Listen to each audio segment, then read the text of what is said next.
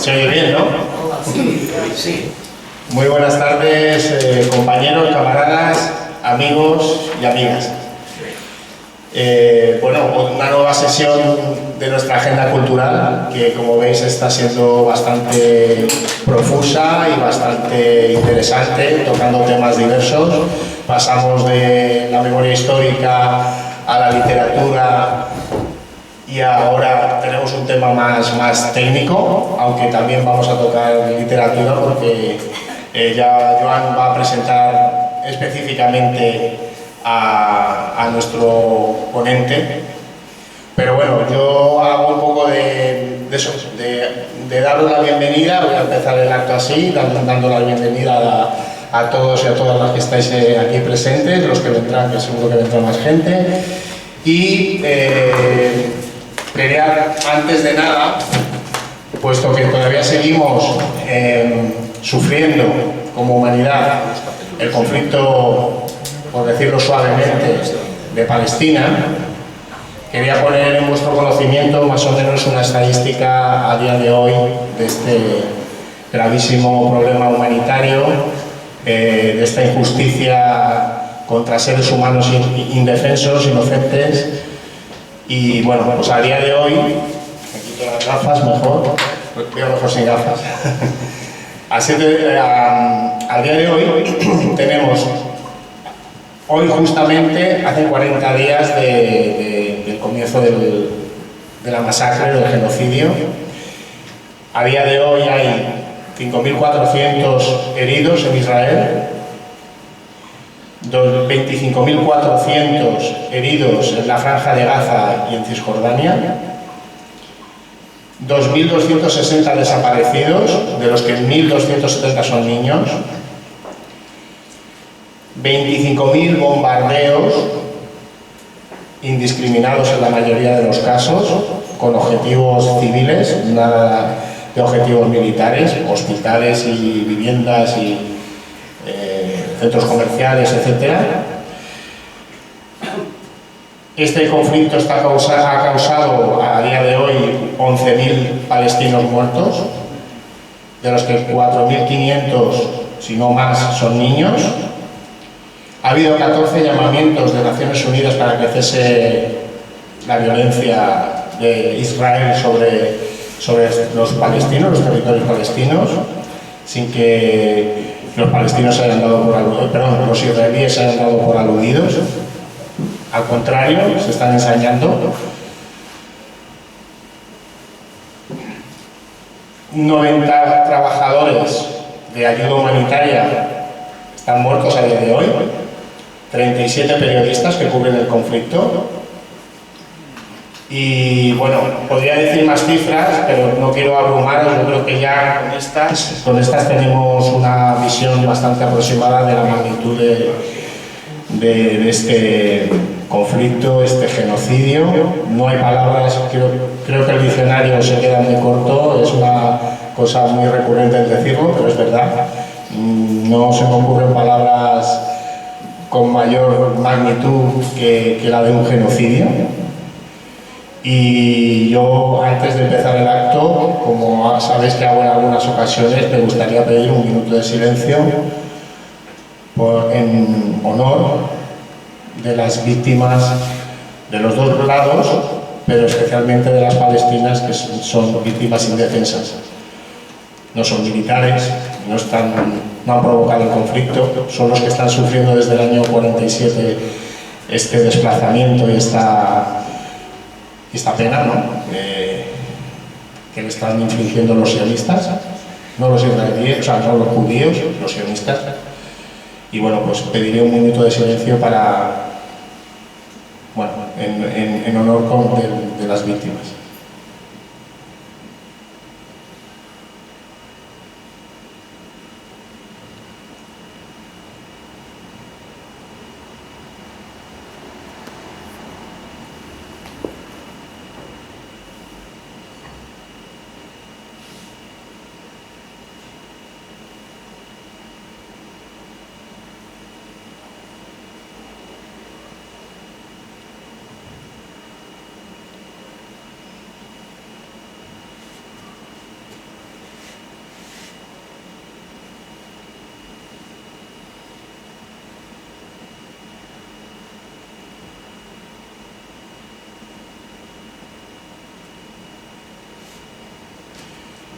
Desde el río hasta el mar, Palestina vencerá. ¡Viva Palestina libre!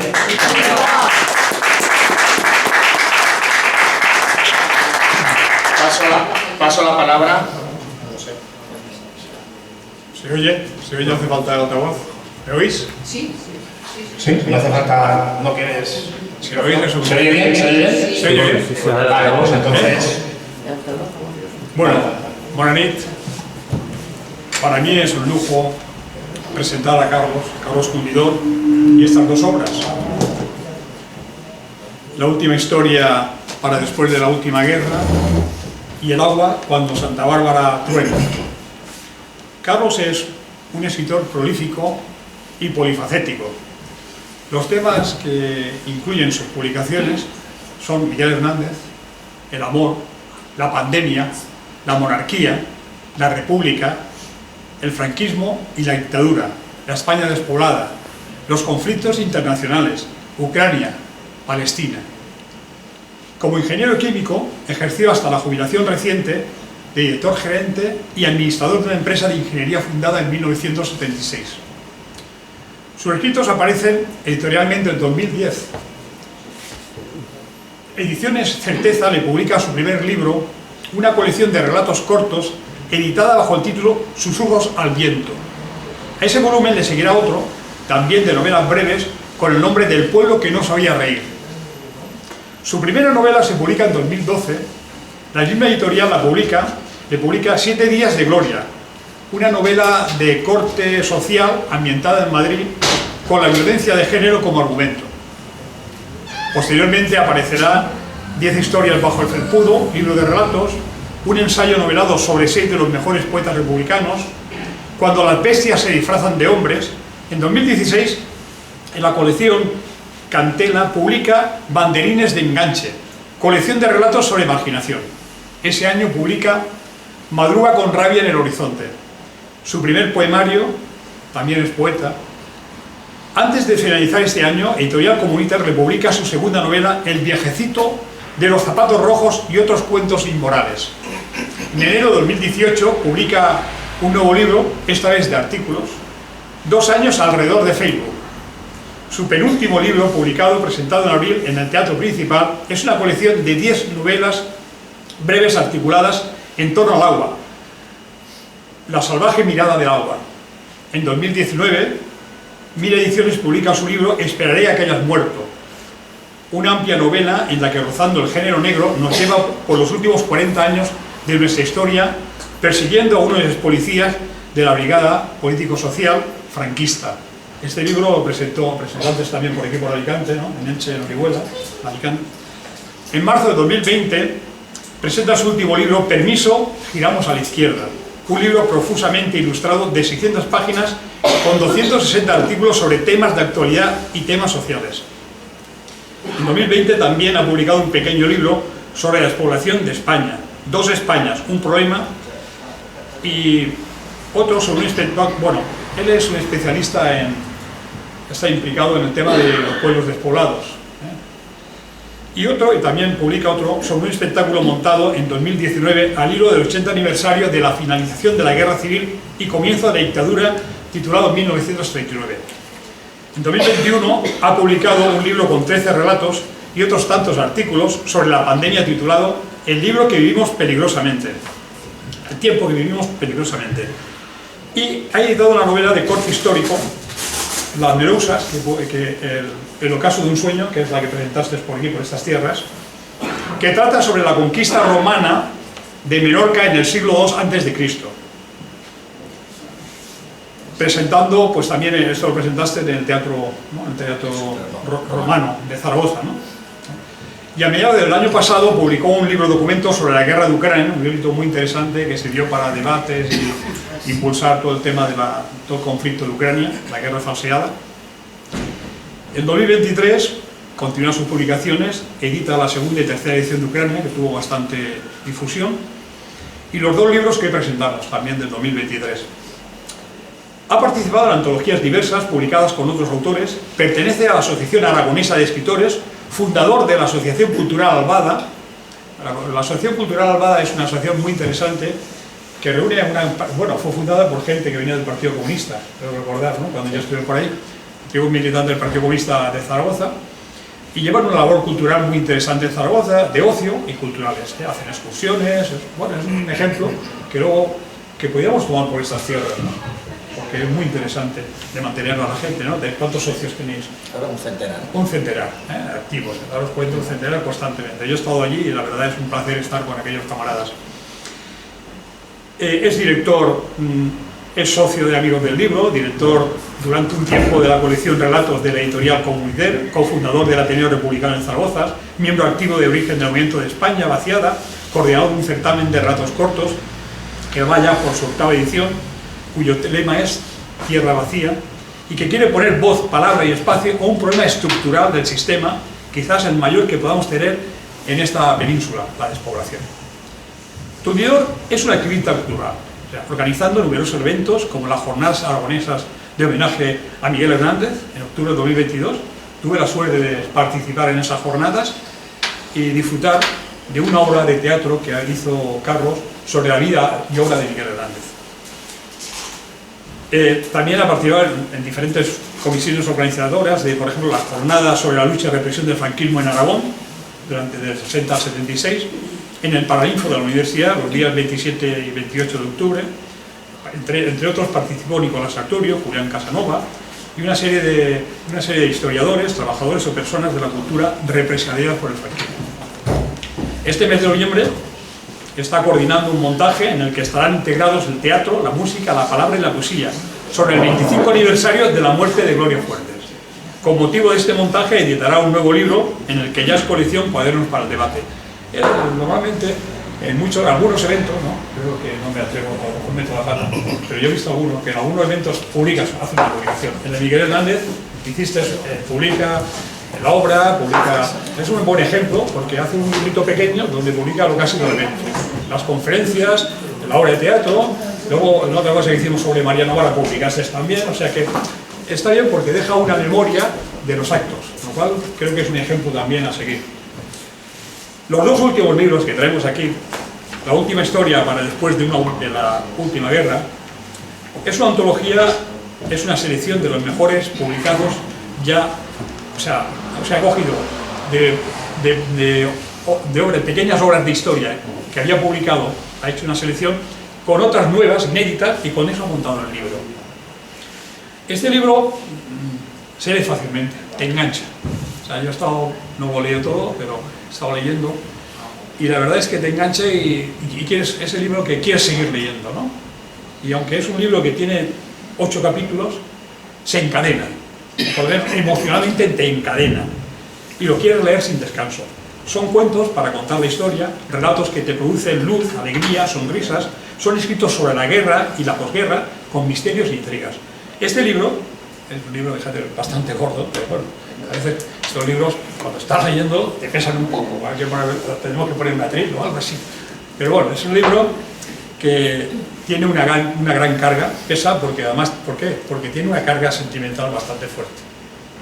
No sé si estoy metiendo la pata, pero para mí creo que tiene una carga y por eso pesa más que el papel, ¿no? Y entonces, pues claro, como pesa tanto, nos produce sueños y nos pega esas frustraciones, esas cosas que nos gustaría que ocurrieran o no ocurrieran, ¿no? Es un poco ahí, ¿no? El otro libro, el del agua, ayer lo presentamos en Orihuela, la verdad es que hubo un debate interesante en la Vega Baja, que es un problema del agua, también lo tenemos aquí. Hoy hemos recorrido Elche, y el campo de Elche, hemos visto, intentaba yo mostrarle el buen ejemplo que tuvo Elche a nivel de regadío gracias a los árabes, ese oasis que tenemos, ¿no? Entonces una obra, no es una obra de ficción, es una obra rigurosamente llena de datos e investigación.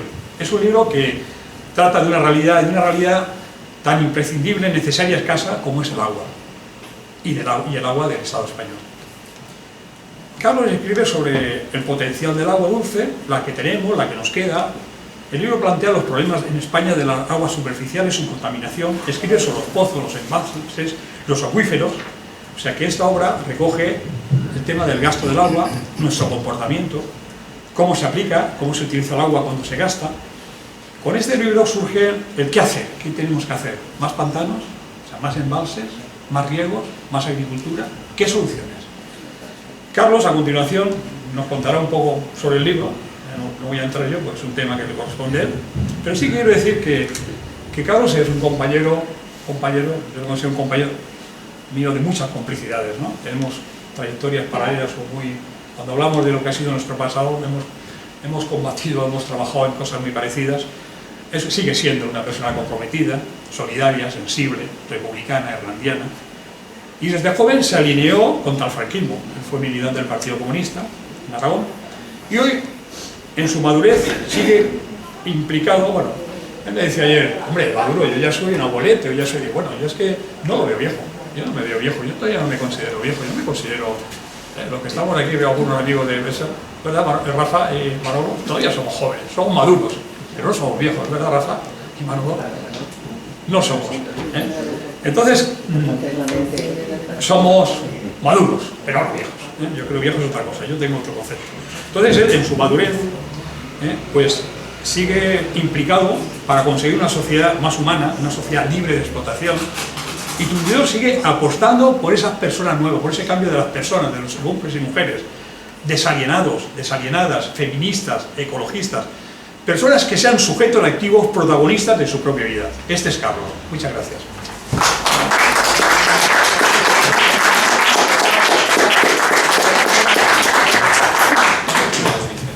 Bueno, sí, esto lo dejaremos para el final. O sea, bueno, vamos a hablar un poquito primero de...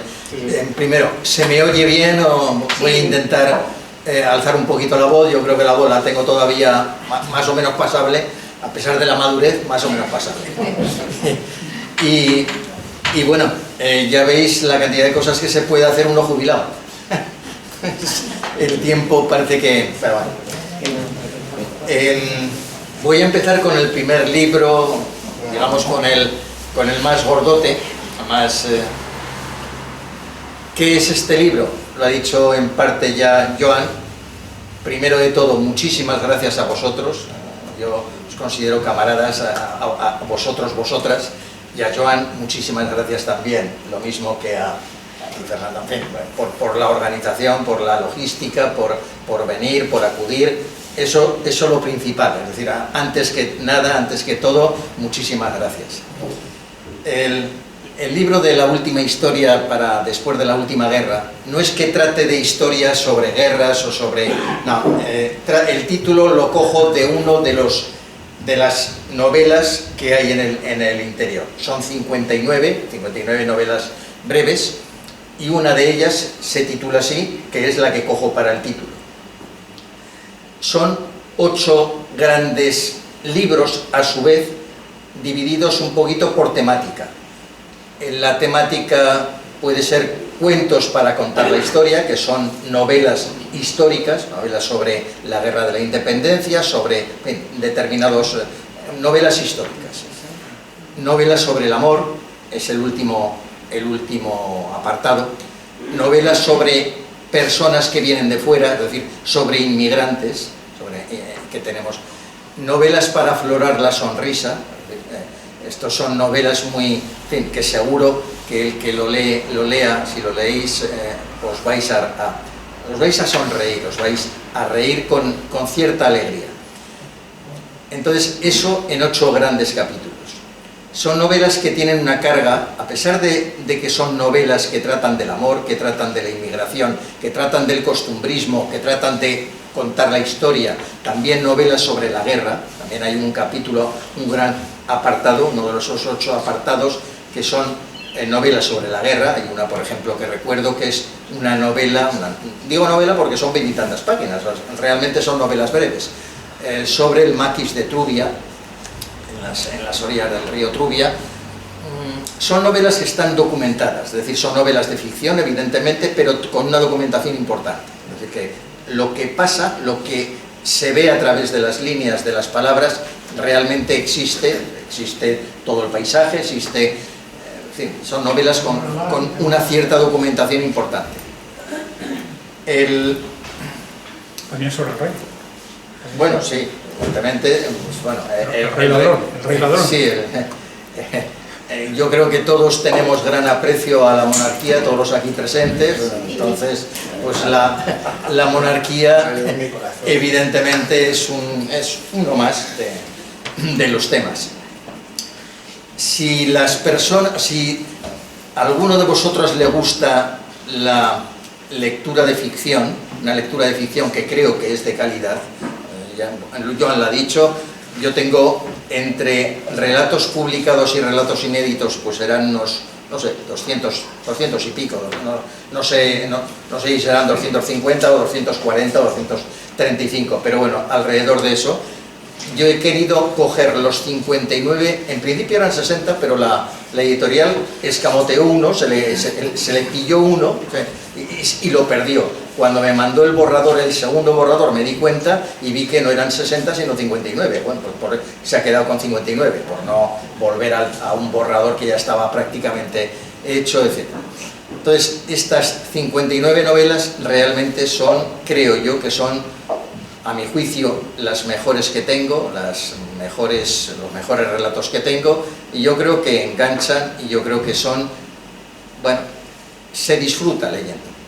Este es el libro, el precio de venta al público es 28, yo al venir aquí, hay algún editor aquí que lo sabe, nosotros los autores tenemos un 10% sobre el libro, entonces ese 10% lo he querido mantener aquí, es decir, lo he descontado y son el precio de alguna forma aquí serán 25.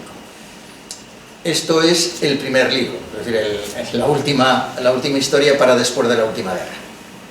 El segundo es un libro completamente distinto, que lo hemos dejado un poquito para el final, porque entiendo, evidentemente sobre un libro de novela breve o de relatos poco se puede hablar, salvo que se lea y de alguna forma eso se comparta en un club de lectura. Como evidentemente nadie de aquí lo habéis leído, salvo yo, está claro que no vamos a discutir mucho sobre él, ni vamos a hablar mucho, ni vamos a establecer un debate sobre él. Sobre el agua es distinto. El agua es un libro documento, es un libro que es un documento de estudio, es un documento de debate, y yo creo que presentado y dándolos unos ciertos contrapuntos para hacer debate, ahí sí que salen preguntas, ahí sí que salen temas y ahí sí que salen cuestiones que enriquecen a todos. A mí el primero y a vosotros también, seguro que os enriquecerá pues alguna pregunta que ha surgido de un compañero o compañera vuestra o una contestación que intente responder a esa pregunta.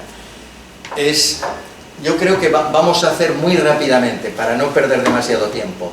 Vais a ver unos cuantos gráficos, unos cuantos mapas, y en vez de discutir sobre esos mapas, que algunas veces la charla la he hecho de esa manera, pero aquí prefiero pasar eso rápido, plantear el libro a partir de eso, después en 2 o 3 conceptos fuertes, y a partir de ahí comentar, y a partir de ahí pues hablar todos, o sea, hablamos todos, no solo yo. ¿Te parece? Sí. Pues vamos a... Si quieres comentar la Bueno, sí, lo veo sobre esto y así no me tengo que sí, exacto. Bueno, la primera, ¿habéis estado en Zaragoza? Sí. Bueno, pues yo supongo que lo conocéis, es el Ebro, con el Pilar. Bueno, evidentemente es una posibilidad muy futura o muy futurible o muy difícil, pero puede existir. De hecho, yo alguno de los años he visto el Ebro, no vacío, pero sí que he visto el Ebro, es decir, se ha podido pasar de punta a punta, cruzar perfectamente con el agua a la rodilla, un poquito más. Entonces, esto es un futurible, que ojalá no ocurra, la portada es original, es decir, es una portada original mía y de un artista, es decir, que le dije la idea y bueno, pues la ha hecho bastante bien. Entonces, el Ebro seco por Zaragoza. El agua dulce en el planeta. Luego hablaremos un poquito del agua dulce en el planeta, cuánta tenemos, cuánta nos salen y hablaremos. Los recursos del agua en España también hablaremos. Es decir, ese tema lo cogeremos un poquito por los cuernos, pero lo cogeremos por donde sea y lo desmenuzaremos. Recursos y consumos. El flujo de agua superficial son las aguas que tenemos en nuestro país, en forma superficial. Lagos, embalses, ríos, prácticamente eso es lo que son las aguas superficiales.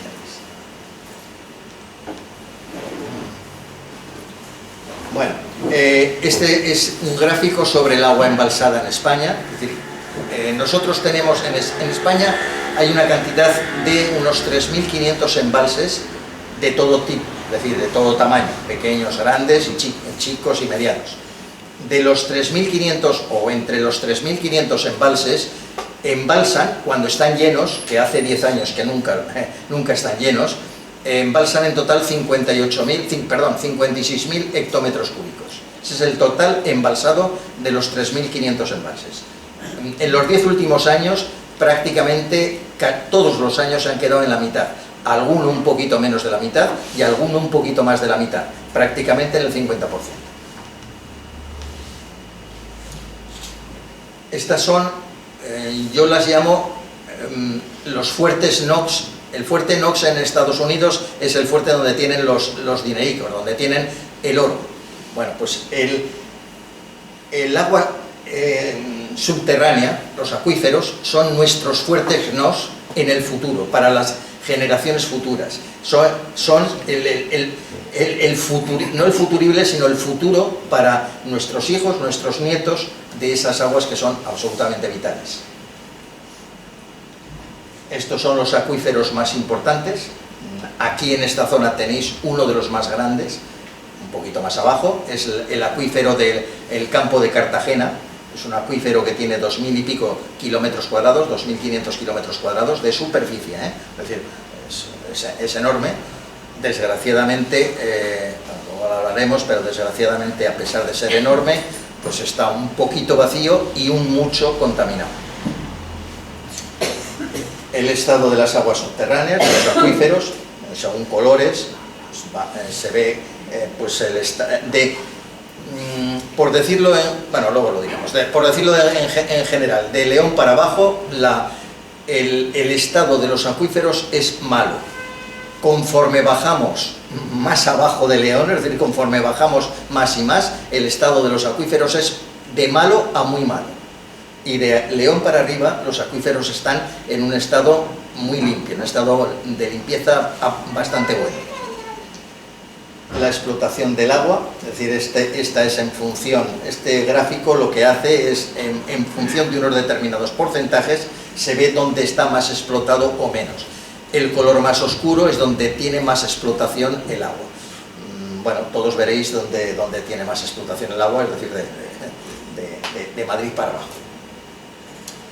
Mapa de las precipitaciones. Bueno, este es un mapa que yo creo que todo el mundo lo sabemos, donde llueve más o donde llueve menos. Evidentemente, desde pequeñito sabemos que arriba, en el Cantábrico y en Galicia, pues llueve bastante, llueve afortunadamente para ellos, en todo el oeste también, y desde el Duero para abajo, pues va lloviendo cada vez menos, hasta llegar a la zona de Almería, donde prácticamente en estos momentos es un poquito mejor que un desierto.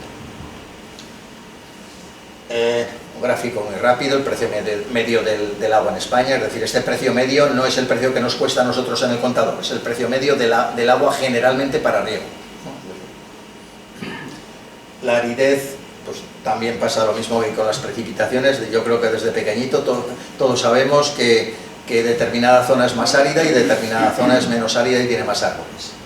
Pues el estrés hídrico, por decir conceptos, que es el estrés. Cuando decimos que uno de nosotros tiene estrés, todos sabemos, o yo creo que en estos momentos todos adivinamos, que el estrés primero es malo, y lo es, el estrés es muy malo, es no es una enfermedad, pero sí es un impulso de muchas enfermedades, un ictus, de un infarto, etc. En el agua pasa lo mismo, es decir, cuando el agua está muy explotada, sobreexplotada, se dice que hay un estrés hídrico de esa cuenca. Bueno, en el gráfico lo que veis es que la zona verde no tiene ningún tipo de estrés, es decir, son zonas en las que las cuencas de esos ríos están perfectamente, bueno, tienen suficiente caudal ecológico y un poquito más, y conforme más rojo está, pues es que las cuencas tienen mucho más nivel de estrés.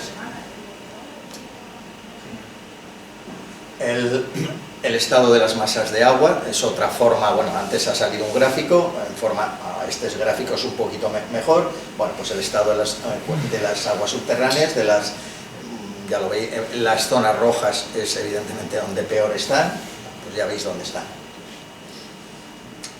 Bueno, aquí pasamos ya a los usos del suelo. Cuando hablamos del suelo agrario, en realidad este gráfico pues debería ser un poco más explícito, porque no es solamente el suelo agrario. Cuando hablemos del tema del agua, hablaremos del uso agrario y aunque no lo digamos, del uso también ganadero. Evidentemente, tanto el uso agrario como el ganadero son los grandes consumidores de agua. Aquí salen las composiciones unidades ganaderas. Desgraciadamente en este país en los últimos años se ha ido ganando peso el tema de la ganadería intensiva en vez de la ganadería extensiva, que es la que no contamina casi, la que de alguna forma, bueno, incluso hasta la carne es mejor. Bueno, estos son todavía, y en mi tierra esto se da mucho, desgraciadamente aquí no tanto, afortunadamente, todavía se riega mucho a manta. Yo creo que todos sabremos lo que significa regar a manta. Meter un campo, meterlo lleno de agua y ya se regará. Bueno, pues en España todavía una buena parte del riego se hace a manta. Esto es un derroche de agua brutal. Este es el riego, digamos, menos problemático que el de Amanta, el riego de Amanta, pero también es un riego a tratar de a extinguir, el riego por aspersión. Luego lo comentaremos. Lo que tenemos que hacer en este país es variar todos los riegos, a ser posible, si es tierra de regadío, por goteo. Es decir, ese es el tipo de regadío que tenemos que intentar conseguir. La huella hídrica, es, hablando ya, bueno, no solamente del tema ganadero, sino del tema agrícola, es la cantidad de agua que un kilo de lo que sea, un kilo de puerros o un kilo de carne, necesita para llegar al final de ese kilo. Eso es la huella hídrica. ¿Qué ocurre? Que la carne, por ejemplo, es la que más huella hídrica necesita. Un kilo de carne, yo desde aquí no lo veo, pero estamos hablando de 15.000 litros, me parece, ¿no? 15.000 litros de agua. ¿Qué significa eso? No es que esa vaca se beba 15.000 litros para conseguir un kilo, no. Lo que significa es que esa vaca, para conseguir ese kilo de carne, durante su vida ganadera, tanto los detritus que lanza, tanto el agua gris que contamina, el agua que se bebe, el agua necesaria para el pienso que se come, etcétera, etcétera, se necesita 15.000 litros para producir un kilo de carne de esa vaca. Evidentemente, si hablamos de puerros, es mucho menor. Con eso no queremos decir, ni quiero decir que pasemos a comer todos puerros, pero que evidentemente tenemos que tener presente que la carne, es decir, que la ganadería consume muchísima más agua que muchos otros tipos de productos. Las cuencas hidrográficas, es decir, todo el mundo pensamos que las cuencas hidrográficas son Sota, Caballo Rey, Tajo, Duero, Ebro. No, hay muchas cuencas hidrográficas en el país. Bueno, ahí están por colores. Las más sonadas, por ser las más grandes, evidentemente son la del Tajo, la del Duero, Guadiana, Guadalquivir, Ebro, pero evidentemente también hay otras cuencas que son importantes. Es decir, las levantinas están el Júcar, el Segura, están las de arriba, es decir, las de arriba quiero decir Cantábrico, están las de andaluzas, Andalucía Oriental y Andaluza Occidental, en fin, quiero decir que esas, por colores, esos son las cuencas hidrográficas. Me parece que ya terminamos, me parece. Vale. Planteamos un capítulo en el libro sobre el tema superficie forestal. Todo el mundo entendemos que a más árboles creamos un cierto clima distinto. Es decir, todo el mundo, estoy seguro que todo el mundo sabemos, y vosotros mucho mejor que yo seguramente, que en una masa forestal importante el clima cambia cambia el clima a mejor en el sentido de que llueve más. Bueno, pues la superficie forestal en este país es una de las más altas de Europa, 22 millones de hectáreas, pero tenemos un déficit de árboles. Aproximadamente, evidentemente nadie se dedica a contar árbol por árbol, pero aproximadamente sabemos que tenemos unos 7.000 millones de árboles en España, teniendo el concepto de árbol no de arbusto, sino de árbol con porte. Necesitaríamos, para modificar determinados factores climáticos, y ahora que viene el cambio climático mucho más, necesitaríamos unos 5.000 millones de árboles más, en un plan forestal a largo plazo, evidentemente. Esto no es cuestión de meter 5.000 millones en un año, pero sí de meter 5.000 millones de árboles en 40, 50 años, pero con un planteamiento calculado, constante y continuo. Este es el futuro que nos espera si no hacemos nada. Es decir, si no hacemos nada, o si no hacemos nada, no, si seguimos haciendo lo que estamos haciendo hasta ahora, porque no es que hagamos nada, si lo hacemos, pero realmente no demasiadas cosas buenas, este es el futuro que nos espera. Un futuro en el que toda la cornisa cantábrica se modificará por el cambio climático, pero evidentemente como sigue lloviendo suficientemente, etcétera, etcétera, tendremos una parte del país suficientemente apta para la vida, y una gran parte de España, la zona amarilla y rojiza, en donde la vida será un poquito más complicada. Es decir, más temperatura, más posibilidades de aridez, más posibilidades de desierto, planteamiento de determinadas enfermedades nuevas, es decir, malaria, dengue, etcétera. Es decir, esto es lo que nos espera si no hacemos nada. Bueno, nos espera, miento. Seguramente a mí no me esperará, porque yo seguramente igual no lo veré, pero nos espera a los hijos y nuestros nietos. He puesto en el libro 3 ciclos: el de carbono, el del nitrógeno y el ciclo del agua. El ciclo del agua es muy sencillito: llueve, esa lluvia se extiende a los ríos, lagos y demás, parte de ese agua se va al acuífero, a los acuíferos. El agua de lluvia, gran parte, la mayor parte, se evapora, hay una evapotranspiración importante, y gracias a esa evapotranspiración vuelve a llover, y etcétera, etcétera, etcétera. Ese es el ciclo de la vida, el ciclo del agua. Y hasta ahí es un poquito. Y ahora vamos a plantear 3 puntos fuertes y luego ya charramos todos. El primer punto fuerte es cuánta agua tenemos a nivel global. Y a nivel global y a nivel de aquí, a nivel de España. Aparentemente tenemos mucha agua. Es decir, el planeta Tierra se le llama planeta azul, porque desde el espacio pues, lo que más impacta, lo que más se ve es precisamente el azul del agua. Es decir, tenemos mucha más superficie de agua que de tierra. Luego aparentemente tenemos mucha agua. Pero ese agua casi toda es salada. El agua dulce, es decir, la que de alguna forma es importante para la vida, al menos para la vida nuestra y para la vida de la mayor cantidad de plantas posibles, y para la vida de la mayor cantidad posible o de toda prácticamente vida posible animal, es el agua dulce, que tan solo es el 2,5% de toda la masa de agua que tenemos en la Tierra. 2,5%. Pero además, ese 2,5% de agua dulce, el 60% está en forma de hielo en el casquete ártico, en el casquete antártico y en los pocos glaciares que tenemos todavía por ahí por el mundo. El 60%. El 30% está abajo, está en acuíferos. Y el 10% de ese 2,5% de agua dulce es el agua que tenemos en ríos, lagos, embalses, etc. ¿Cuánto es esto?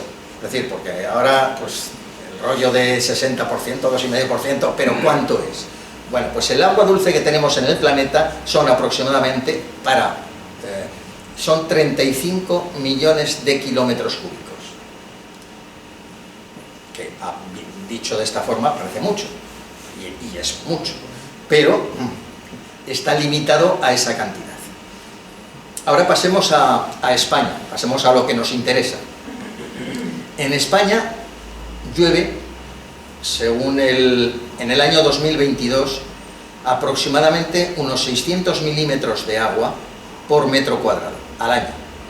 Esto no quiere decir que aquí llueva 600 milímetros, ni en mi tierra tampoco. En mi tierra solamente llueve aproximadamente unos 300 al año.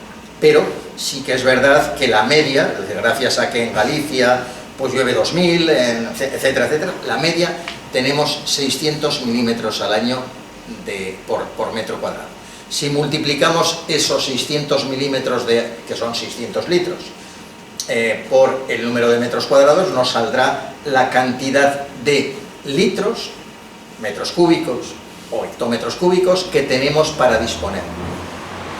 Os evito la multiplicación, porque salen muchos ceros, y esa cantidad es 303.000 hectómetros cúbicos, o 303.000 millones de metros cúbicos. Lo mismo me da, pero vamos a hacerlo en metros cúbicos, que hay menos ceros. Esa es la cantidad que nos llega por el único medio que nos tiene que llegar el agua dulce, que es por la lluvia. ¿Cuánta se evapora? Se evapora alrededor de 200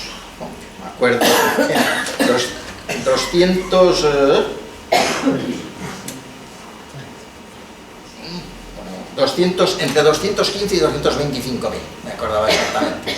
Luego nos queda, haciendo la resta, nos quedan unos 75.000 hectómetros cúbicos, que es así que es el agua que nosotros disponemos para llenar los embalses, para llenar los ríos, con el caudal mínimo ecológico por lo menos, llenar los lagos, etc. Vuelvo a recordar, 75.000 más o menos hectómetros cúbicos. Teniendo en cuenta que el agua que nos viene del cielo, que nos vendrá por la lluvia, cada vez irá a menos. Es decir, estoy hablando del agua, de la totalidad del agua del año pluviométrico del 2022. En el 2023 ya no serán 600 litros por metro cuadrado, serán menos. De hecho, se prevé 589, me parece que se prevé. Como todavía no ha acabado el año, pues bueno, pero se prevé evidentemente una bajada. Y está claro que con el cambio climático los años van a venir cada vez un poquito hacia abajo.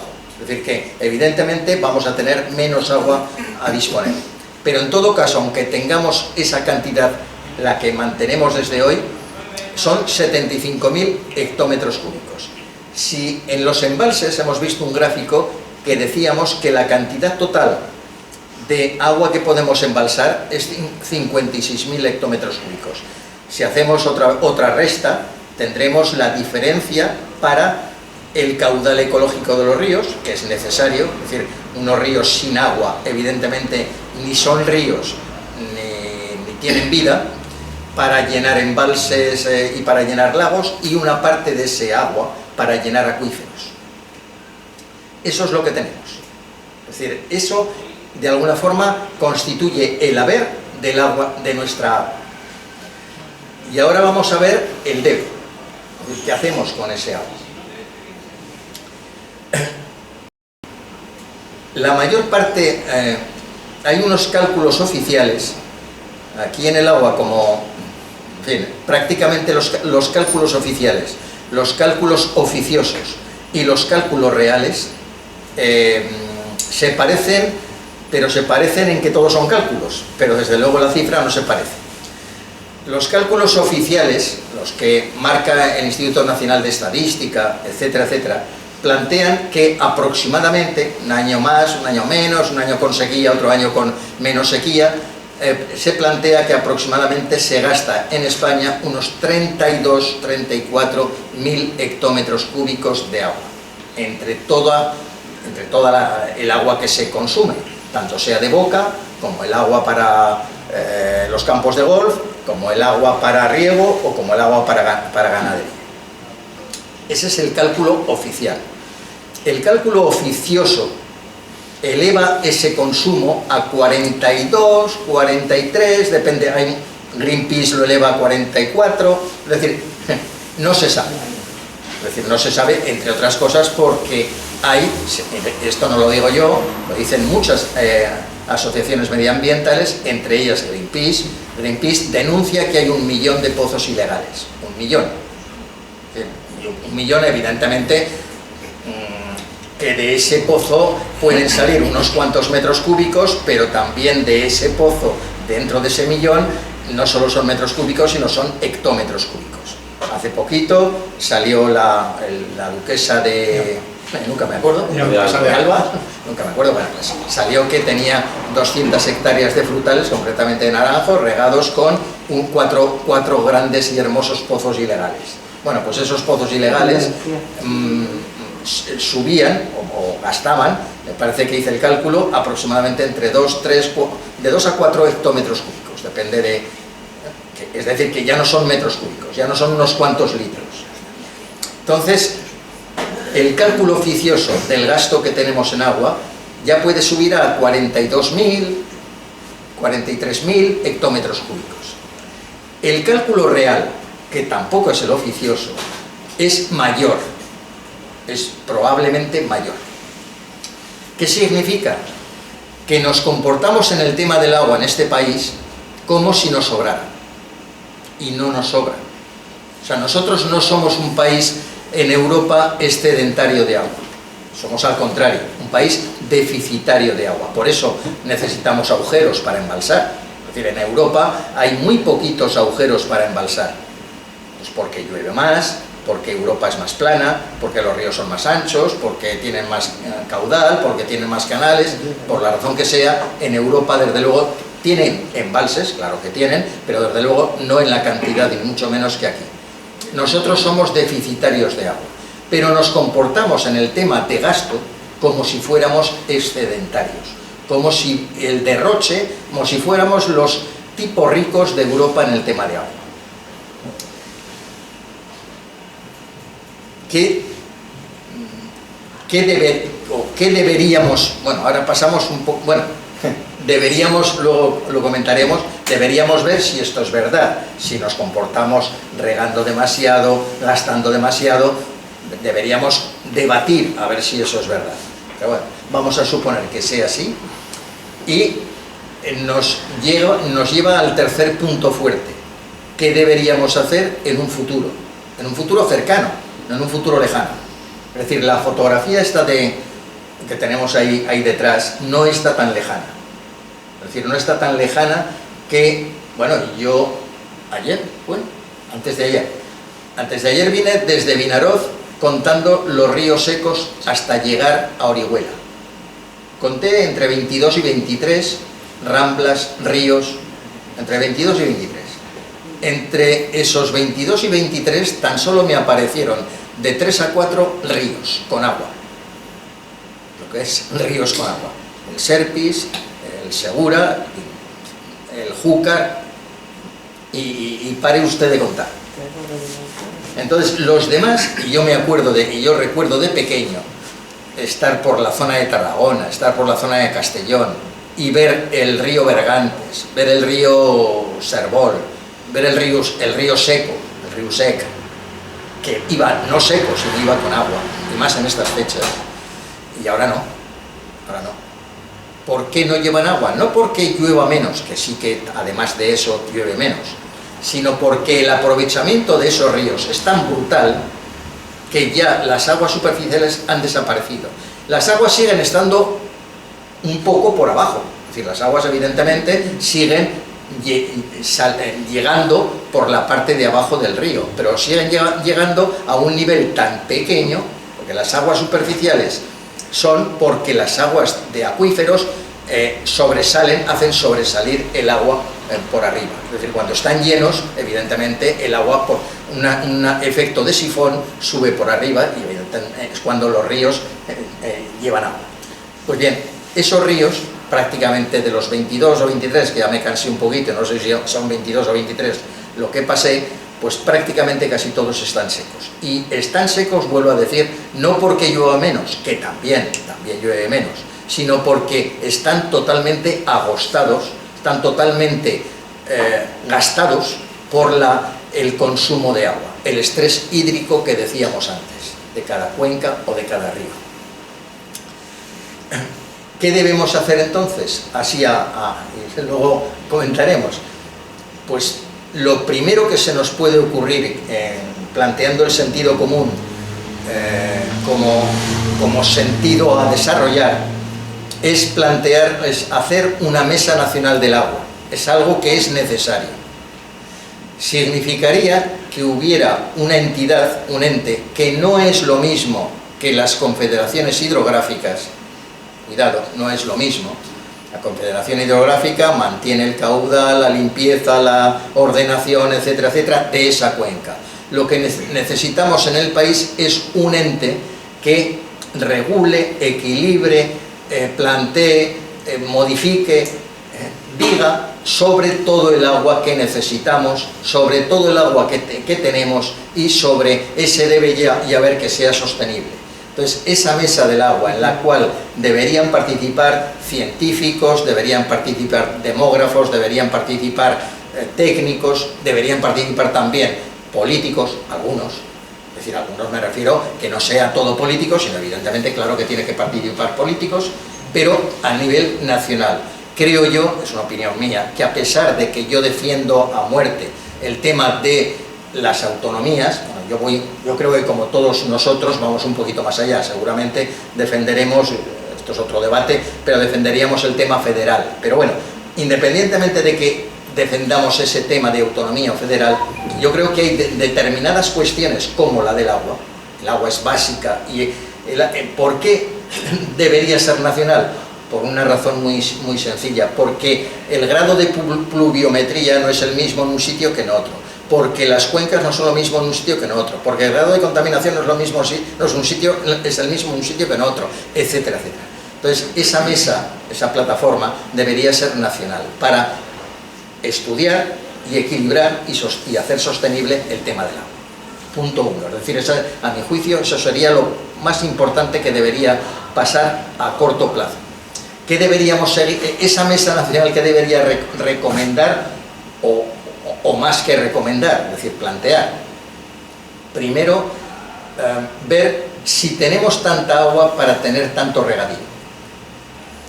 En estos momentos tenemos 4.023.000, si no recuerdo mal el pico, 4.023.000 hectáreas de regadío en el país.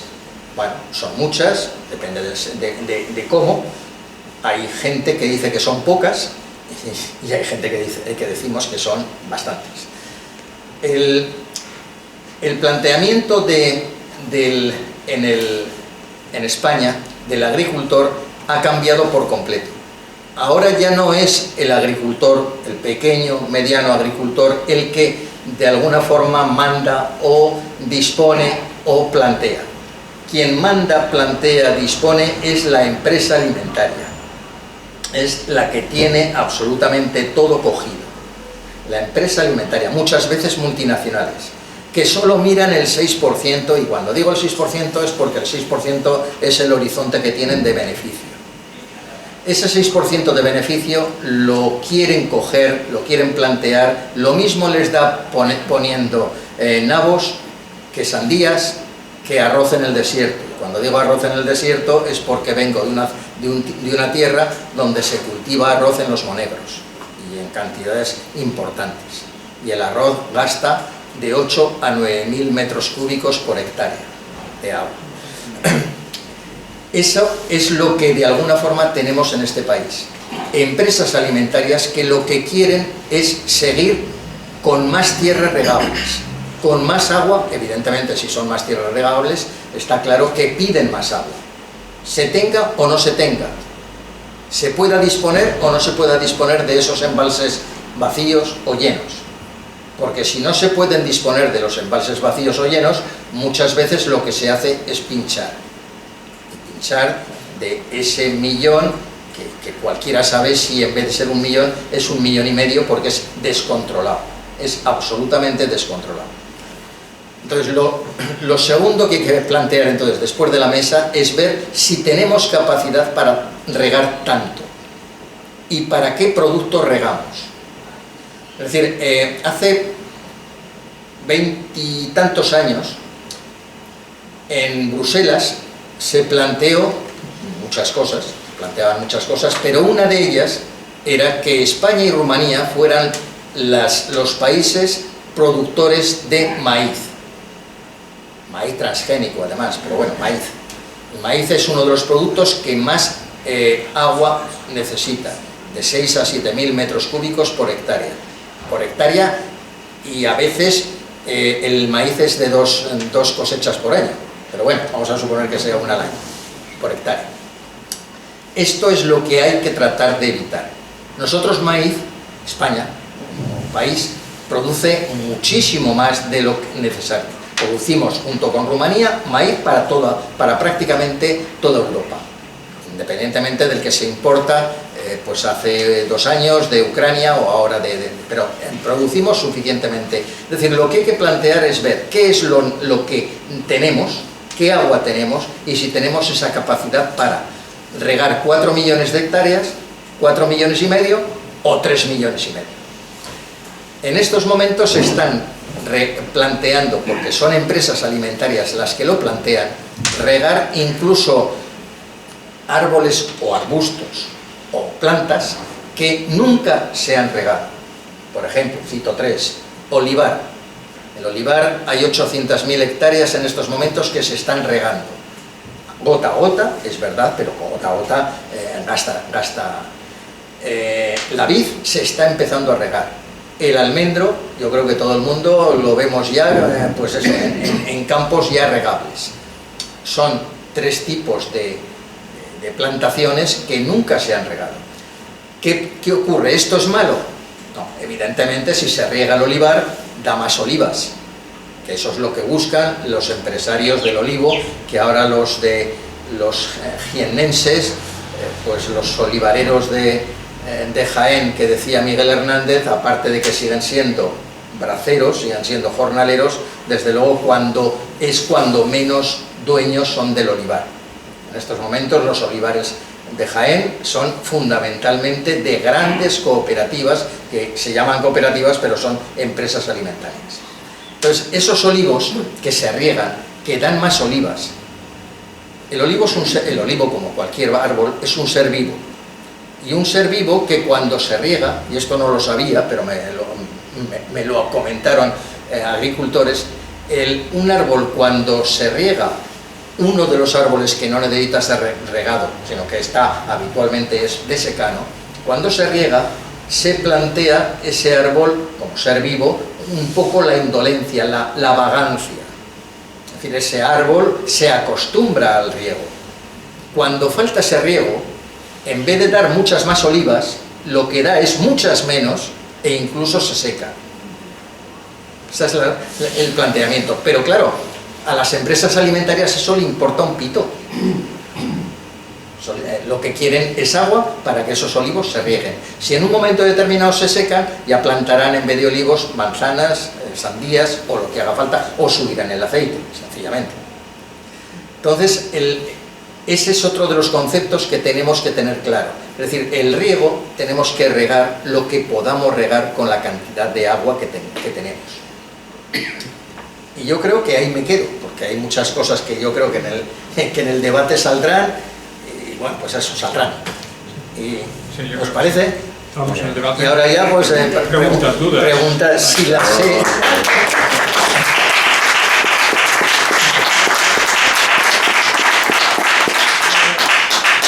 Si sé la pregunta, la contestaré. Si medio no la sé, pues me haré el despistado o diré sencillamente que no la sé. Una pregunta, aparte de los temas que tú has dicho, el tema del uso de potabilizadoras y plantas potabilizadoras de agua salada, de salar, ¿cómo está, qué futuro tienen o qué viabilidad tienen para implantarlas y poder disfrutar todos de ese tipo de agua conseguida por este medio. Sí, sí. Una pregunta, cogemos un poco unas cuantas que son de estas. Como queréis, Vale. si queréis pues hacéis una pregunta, Una la contesto pregunta. y otra, o cogemos 17 preguntas y bueno, no sé, como queréis. Venga, más preguntas. Cuidado. Bueno, vamos, sí. ¿Sí? Por ejemplo, nosotros como ciudadanos, en la conciencia de lo que está sucediendo sobre el agua para un futuro próximo, ¿qué deberíamos, qué responsabilidad tenemos? ¿Alguna pregunta? Si no, no me acordaré. Sí, es mejor. Voy a ir contestando si no, no me Venga, acordaré. pues, Es mejor. Desaladoras. Evidentemente yo voy a plantear mi opinión, y mi opinión, vuelvo a decir, esto es una colección de debate. ¿Por qué intento sacar estos libros? No porque sea esto palabra de Dios, bueno, entre comillas lo de Dios, no. Posiblemente aquí haya errores, haya cuestiones que igual no son así, cuestiones que igual sí que son así, pero es un tema que hay que debatir. El agua, evidentemente, lo que sí que podemos tener claro todos es que hay que debatir. Mi opinión sobre las desaladoras.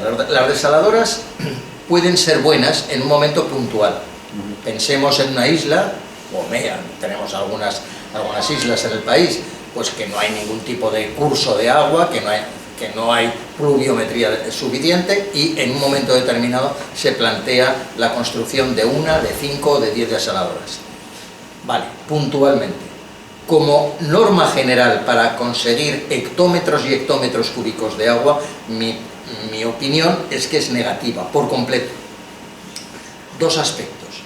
Para hacer agua dulce del agua del mar se necesita mucha energía. Es decir, evidentemente la energía que se necesita es mucha y poco sostenible, depende de dónde venga, pero evidentemente se necesita mucha cantidad de energía. Punto 1. Punto 2. Hay un subproducto, que es la sal. Es decir, la sal, cuando hay una desaladora, se puede utilizar, pues lo que sé, pues para echarla en invierno, en fin, en el hielo. Pero cuando en vez de una desaladora, si queremos plantear el agua como desaladoras en plan industrial, imaginemos que una desaladora puede darnos, pues no lo sé, 5, 10, 15 hectómetros cúbicos de agua al año, 30, pero es decir, estamos hablando de miles de hectómetros cúbicos. Si nosotros queremos conseguir varios miles de hectómetros cúbicos en base a desaladoras, tenemos que poner tal cantidad de desaladoras que el problema de la sal es un problema importante, muy importante, con un problema añadido, y es de que si imaginemos ahora nosotros que por una cosa de estas dijéramos, vamos a conseguir toda el agua que necesitamos o una gran parte del agua del mar. Bueno, pues el agua del mar, en este caso del Mediterráneo, de este Mediterráneo nuestro tan jorobado, pues se salaría mucho más. Es decir, se desequilibraría por completo el equilibrio, perdonad por la redundancia, pero el equilibrio del agua. Esa es mi opinión. Es decir, cero patatero como solución. Puntualmente quizá, pero desde luego como solución global en absoluto. ¿Qué podemos hacer los ciudadanos? Pues evidentemente mucho. A pesar de lo pequeñitos que somos, hay gente más grande y soy de los pequeñitos. Pero bueno, a pesar de eso, podemos hacer mucho. Podemos protestar. Podemos, cuando alguien nos diga que el pobrecito agricultor, si tenemos datos, podemos decir que no, señor, que el pobrecito agricultor no, señor, es el pobrecito empresario multinacional. En el libro tenéis un montón de datos, que es que no quiero apabullar con datos ni cosas de estas, porque están aquí, punto, pues para decir dónde está el comercio del pienso, dónde está el comercio de la carne, dónde está el comercio global del alimento. Y veréis que las empresas que hay no se parecen nada a, no sé, a las empresas que vosotros conozcáis en Elche, en absoluto. Son empresas multinacionales todas ellas, prácticamente. Entonces, eso lo segundo que podemos decir. Negar esas falsedades que nos están metiendo, como por ejemplo en la guerra de Gaza. Están metiendo que pobrecitos judíos, pobrecitos tal. No, los pobrecitos son los pobres que se encontraron sin tierras en el 48. Pues eso, lo segundo que podemos decir, señores míos, están ustedes no equivocados, están mintiendo, porque no están equivocados, están mintiendo. Lo tercero que podemos decir, pues con argumentos, decir que la solución, que ahora me viene un poquito bien en esta contestación, para ver que una solución que plantean muchos gobernantes, del tipo, del color que sea, es decir, me da lo mismo que sea de ese rosa pálido del PSOE que de ese azul gaviota del PP, me da lo mismo. Embalses. Esa es la solución que casi todo el mundo y en casi todas las autonomías plantean. Solución, más agujeros. Pues no, señor. ¿Por qué? Si nosotros, ya hemos dicho al principio que hay 3.500 embalses, grandes, pequeños, en España. Prácticamente todas las cuencas de los ríos españoles, prácticamente, tan solo hay 4 o 5 que no tienen un embalse, es decir, que no tienen ni un solo embalse, están con embalses.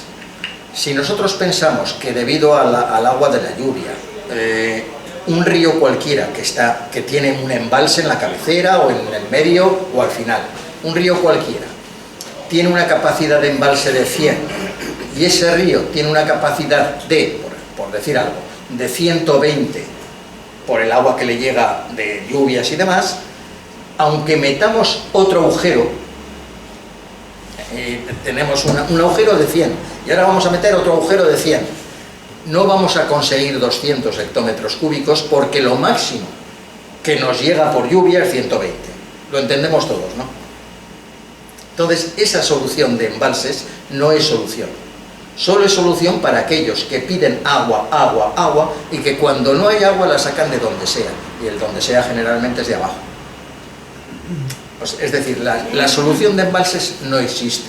Es decir, eso no quiere decir que los embalses no sean necesarios, claro que sí, pero tenemos 3.500 ya, y prácticamente es el máximo de lo que podemos hacer. De hecho, en los 10 últimos años, los embalses han estado siempre al 50% de la capacidad. Es decir, no se han llenado. Cuando no se han llenado es porque no hay agua suficiente. Es decir, para llenarlos me refiero. ¿Se entiende, no? Es decir, que aunque pongamos más agujeros, más agujeritos, evidentemente esa no es la solución. Otro problema. Un embalse tiene, cualquier embalse, tiene de un 5 a un 7% de lodos. Es decir, esos lodos no se pueden emplear ni para agua de boca, ni para riego, ni para nada. Tiene un 5 o un 7% de lodos. Si metemos en vez de un agujero, 3 agujeros, primero, que no conseguiremos más agua, porque el agua que tenemos es el agua que nos cae, y punto. Y segundo, que entonces en vez de tener un 93% de agua útil de ese embalse, que es todo menos el 7% de lodos, tendremos 3 agujeros con 3 por 7, 21%, es decir, el agua que tendremos 100% menos 21% de lodos. Es decir, todavía empeoramos el problema. Es decir, ¿qué es lo que podemos hacer? Pues ya son 3 cosas. Protestar, decir que nos están mintiendo con datos y decir además que el agujero, que más agujeros, no es cierto que eso dé una solución, que al contrario, la perjudica. Es decir, eso es lo que como mínimo podemos hacer. O exigir la mesa del agua. Bueno, a nivel nacional. Evidentemente empezará ya a que el debate sea lo suficientemente importante como para que efectivamente haya una mesa nacional del agua, que no la hay, en un país que somos deficitarios de agua, que cada vez será peor, que cada vez nos viene más desertificación, que cada vez nos viene menos pluviometría y que cada vez además nos vienen más regadíos, más empresas nacionales o multinacionales que nos dicen queremos regar más. Voy a poner un ejemplo muy chusco, lo comentamos ayer también. En agosto salió en la prensa Arroces del Guadalquivir, que es una empresa, vendió sus derechos de agua que no tenía, es decir, Arroces del Guadalquivir no tenía agua para poder plantar arroz porque los embalses estaban vacíos, pero sin embargo tenía derechos sobre el agua. Vendió sus derechos de agua por 25 millones de euros. Y se los compraron. ¿Quién se los compró si no había agua? Pues se los comprarían determinadas empresas para blanquear. Esto es lo mismo que cuando alguien blanquea la droga, para blanquear agua que la sacaría de abajo. Entonces, hay determinadas empresas que no son empresas agrícolas, son empresas que son lobbies del agua. En Aragón tenemos una, Riegos del Alto Aragón. Riegos del Alto Aragón es una empresa que lo que hace es pedir, exigir, forzar a las administraciones para tener agua. Más pantanos, más pantanos, más pantanos, más agua, más agua. Eso son. Es decir, pero esa, no sé. Bueno, la cuestión que me parece que no está planteada en el libro es la cuestión de los trasvases. Ya sabemos que, bueno, pues hace ya tiempo que no se hace ningún trasvase, se pretendía hacer el trasvase del Ebro y por supuesto que era una auténtica aberración y cuando entró la administración del gobierno de Zapatero pues, se suspendió. Lo que pasa es que es una cuestión que me gustaría que tú nos hablaras sobre cómo lo ves, teniendo en cuenta que cuando hablas de una junta nacional o un organismo que intente coordinar las necesidades de agua de regiones que tienen déficit hídrico a las que tienen superávit, pues ahora ese organismo tendrá que plantearse de qué manera se equilibra una región y otra para que haya agua de manera para todos. Sí, entonces, no sé, ahí por supuesto que el tema de los trasvases está descartado, ¿no? Habría que ver de qué manera se puede plantear ese equilibrio, ¿no?, entre unas zonas y otras. Y luego, cuando acabes de esta pregunta, quería hacerte otra consideración ya, a lo mejor a nivel anecdótico, pero que, bueno, primero planteamos... Te contesto esta. Vuelvo a decirte que te doy mi opinión. El trasvase, ¿por qué está desconsiderado? Es decir, ¿por qué no está considerado en el libro? Porque lo creo de tal tamaño aberrante, de tal aberración, que es que ya casi ni me merece la pena. Es decir, el trasvase famoso del Ebro, que quería meter unos cuantos hectómetros cúbicos, bueno, unos cuantos no, bastantes, a través de una enorme tubería aquí a esta zona, etcétera, etcétera, era un trasvase que evidentemente la gente del pueblo, la gente normal y corriente como tú, como yo y como todos los que estamos aquí, no íbamos a ver los beneficios. Quien iba a ver los beneficios era la gente que no es común y corriente. Es decir, es una aberración. Evidentemente sí que es verdad que existe una diferenciación en las aguas, tanto en calidad como en cantidad, entre determinadas zonas españolas. Está claro que en la parte alta las aguas son más abundantes y de mejor calidad. Más abundantes porque llueve, de mejor calidad porque han tenido la suerte de no contaminarlas.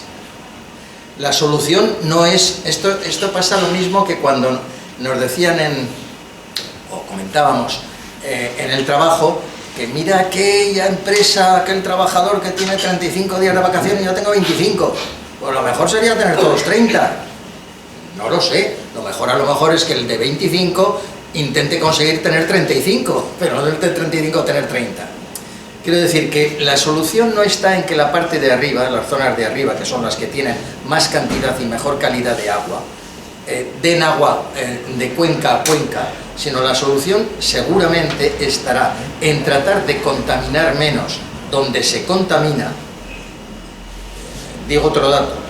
Un litro de agua contaminada necesita aproximadamente 20 litros de agua pura para descontaminar con tiempo. O sea, 20 veces. Entonces, el problema de esta zona en concreto, del sudeste, concretamente de esta zona, es decir, de Murcia, de Almería, es la contaminación por nitratos y sulfatos de los acuíferos. Tenemos un mar menor, que está ni menor ni gaitas, eso es un mar muerto. Un segundo mar muerto como el de Israel. Pero el problema, la culpa no la tiene el que arriba tengan más aguas o menos aguas. El problema lo tenemos aquí, que hemos contaminado. ¿Qué es lo necesario? Pues evidentemente que habrá que plantear que durante un tiempo habrá que dejar de contaminar o contaminar muchísimo menos para que se vaya mejorando el tema de los acuíferos. Al hilo tuyo de esta pregunta, planteo una cuestión que no la he sacado. En España hay 300.000 kilómetros cuadrados, es decir, cuidado, 300.000 kilómetros cuadrados, casi tanto como la superficie del país, de acuíferos, con mayor o menor profundidad. Ya hemos dicho que teníamos el 30% del agua dulce estaban en acuíferos. Nosotros podemos sacar sosteniblemente, aproximadamente unos 20.000 hectómetros cúbicos de los acuíferos. Es decir, podríamos sacar incluso más de lo que estamos sacando a pesar del 1.000.000 de pozos ilegales.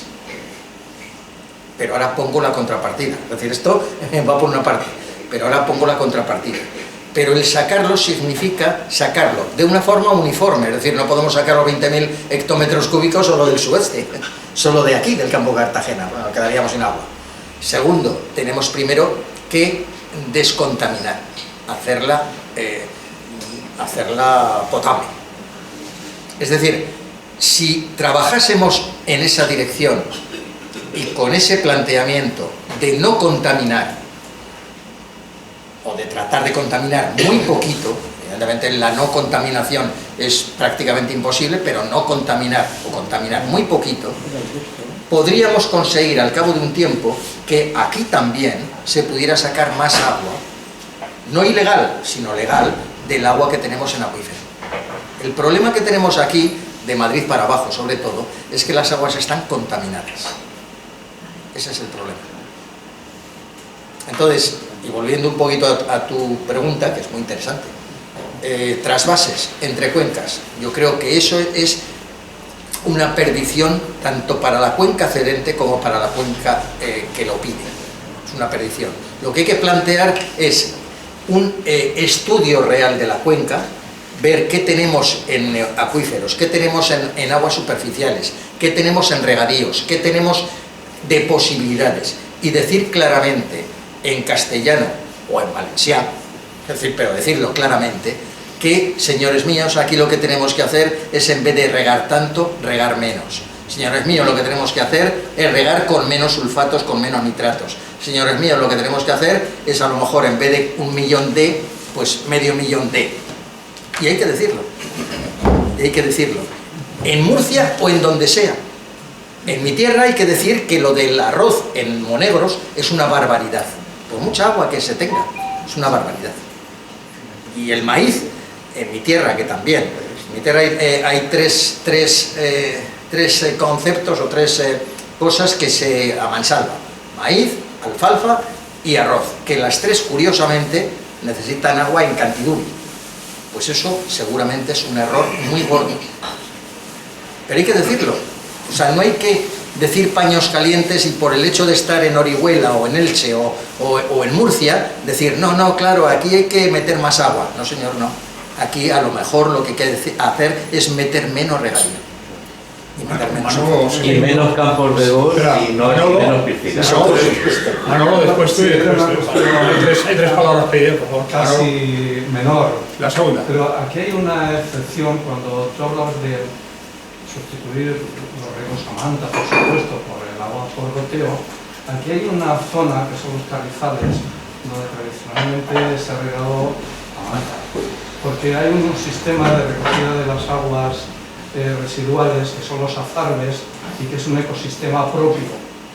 Y aquí está Manolo, que igual puede ampliar el tema, porque en Margalló, los movimientos ecologistas, hay una empresa que han denunciado a una empresa que intenta poner en regadío por goteo no sé cuántas hectáreas de ese ecosistema de los carrizales que hay en el sur del término, de manera que si eso se implanta en riego por goteo, pues los sistemas de riego a manta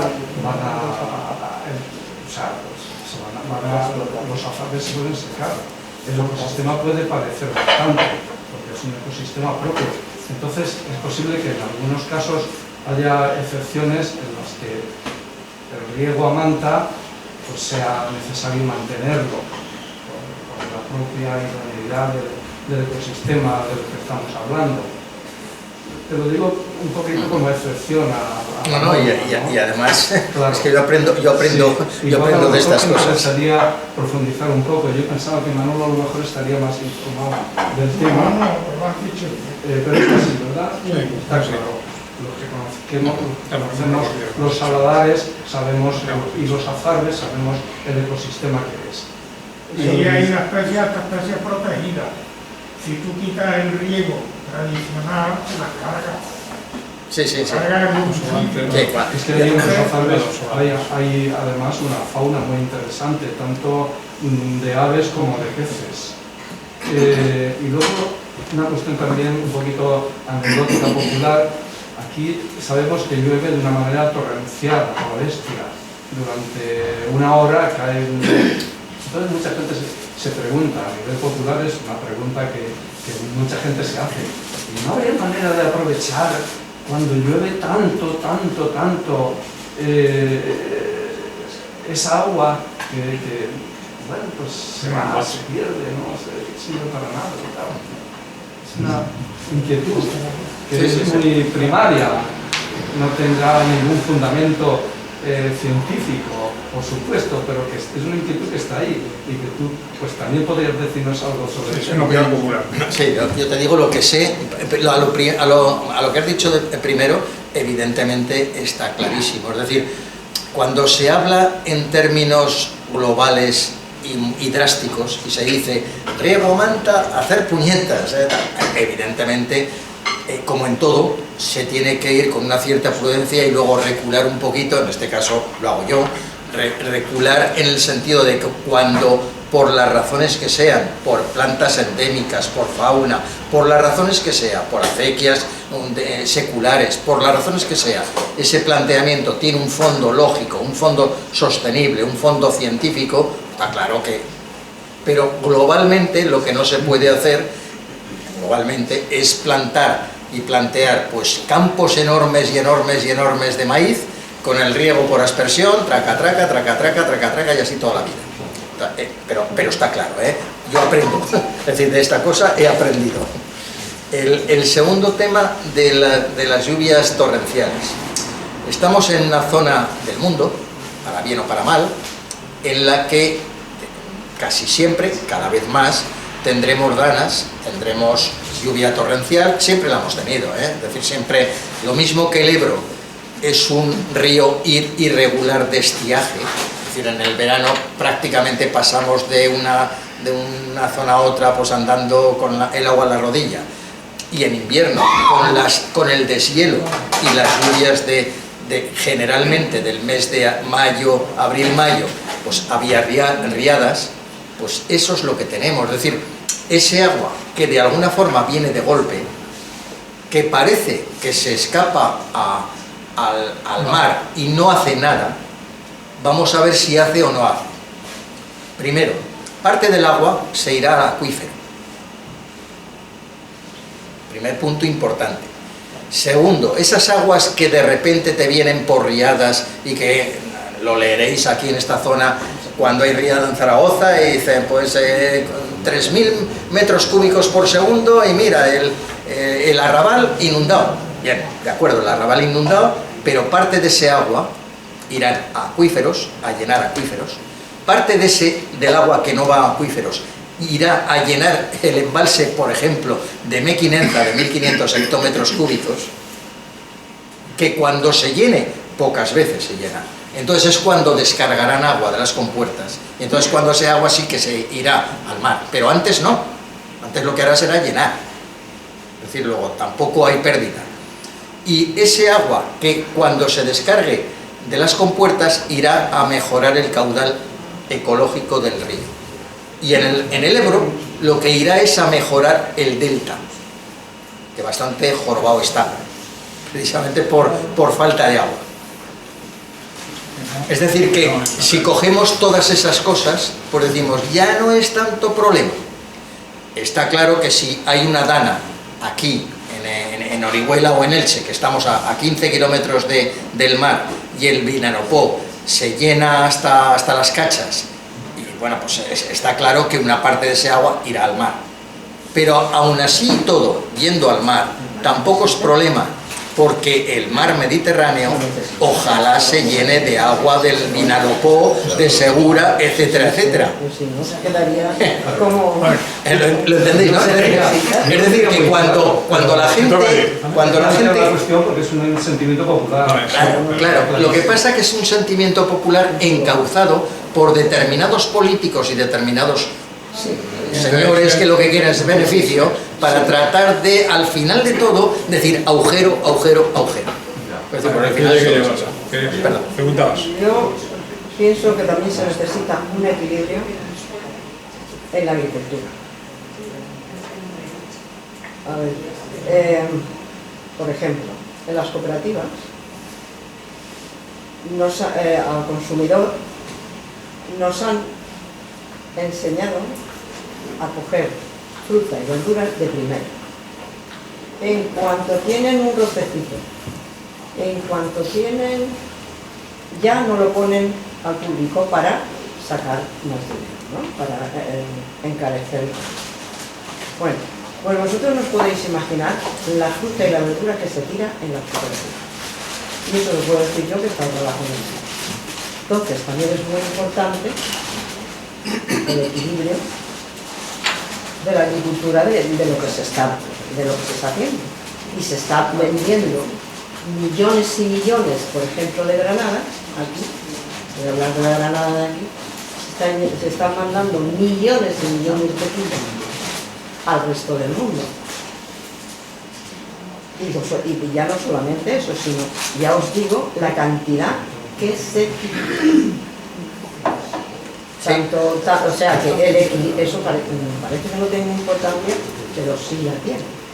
Porque nos han acostumbrado a lo precioso, a lo bonito. Entonces, ¿para qué narices plantan tanto? Sí. Es el equilibrio. Sí, yo estoy totalmente de acuerdo, a pesar de que yo soy uno de los que, de alguna forma, influidos por esa... Claro. Pues cuando voy al puesto digo, mira qué bonita es este, y cojo ese, mira qué bonita es este. ¿Claro? Estoy de acuerdo. Pero eso fundamentalmente es educación. Educación, educación, educación, desde el principio. Lo mismo que otro tema importante. Yo creo que ya va siendo hora de que en este país nos eduquen para tratar de comer de otra manera. La famosa dieta mediterránea, la famosa dieta con menos carne, etcétera, etcétera. Que eso no significa que seamos vegetarianos. A mí me gusta mucho la carne y yo no voy a dejar de comer carne. Pero si me educan un poquito mejor y me dicen que en vez de comer tanta carne, pues bueno, come un poquito menos, al final lo que estaremos haciendo es gastar menos agua. Recordad que 1 kilo de carne de vaca son 15.000 litros. Entonces, no quiere decir que forcemos a la gente a que nos volvamos veganos, y bienvenido el que sea vegano o vegetariano, pero no quiere decir el que forcemos esto, sino que mejoremos nuestra alimentación. Es decir, entre las dos cosas, y voy al tema del agua, mejoremos el consumo de este agua, que cada vez será mayor problema. Es decir, todavía veremos conflictos bélicos por el agua, porque está muy cerca. De hecho, ya hay algunas naciones que hay problemas ya que se parecen mucho al conflicto bélico por el agua. Israel, Jordania, Egipto, Sudán, es decir, son países en los cuales está a puntito de saltar la chispa por el agua. Hay 3 palabras, para que cerramos, por acabar a las 9 más o menos, ¿de acuerdo? ¿Queréis alguien más que toca? Luego Fernando y luego Ramón, ¿vale? Ramón al último. Fernando y luego Ramón, ¿vale? Ramón cierra. Tú cierras. Sí, bueno, ante todo felicitar por la exposición. Perdón que he llegado un poquito tarde porque vengo también de otra charla. Y me apena un poco porque era referente, bueno, soy miembro de ONG Palmeral, una asociación que hay aquí en Elche, que protege y intenta salvaguardar el palmeral de Elche, todo lo que conlleva. El palmeral no solamente es el palmeral en sí, sino todo su sistema de riego. Y bueno, ya desde hace siglos, evidentemente. Bueno, lo que me vengo a referir creo que es prioritario es la mesa del agua. pero como todo, son decisiones políticas. Son decisiones políticas y bien es cierto que el ciudadano podemos hacer gestos, ¿no? Aunque sean pequeñitos, pero esa suma de pequeños gestos puede salvar mucho, no todo, pero buena parte de ello. Y bueno, la palabra mágica es, bueno, no mágica, es educar, y Libres es educar en todos los sentidos. Creo que bien se sabe que el sureste de la península, pues el problema es la falta de hídrica que tenemos, pero también es cierto que es un lugar que en las etapas estivales la población no se triplica, se cuatriplica, se quintuplica, en fin.